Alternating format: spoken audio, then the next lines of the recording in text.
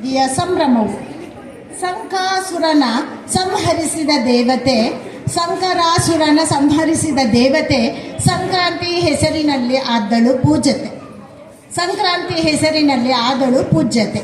ಕಾಲದ ಮಹಿಮೆಯ ಜಗದಿ ಸಾರುವಳು, ಕಾಲನ ಮೃತ್ಯು ಬಂದ ಜ್ಞಾನ ಬೋಧಿಸುವಳು.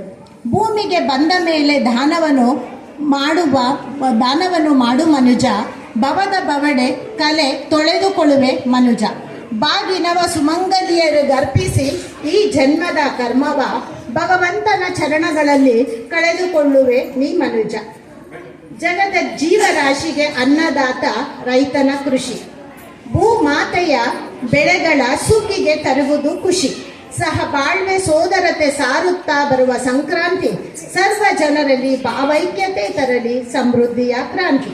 ಎಳ್ಳು ಬೆಲ್ಲ ಕಬ್ಬನು ಸರ್ವರೊಡನೆ ಹಂಚಿ ಸವಿಯೋಣ, ಎಳೆಯರ ಮುಗ್ಧ ಮನವನ್ನು ಹೊಂದಿ ನಾವೆಲ್ಲ ಬಾಳೋಣ. ವಿಶ್ವವೆಲ್ಲ ವಸುದೈವ ಕುಟುಂಬವೆಂಬುದ ತಿಳಿಯೋಣ, ಎಲ್ಲಿಯೇ ಹೇಗೆ ಇರಲಿ ಸನಾತನ ಸಂಸ್ಕೃತಿಯ ನಾವು ಸಾರೋಣ. ವಂದನೆಗಳು.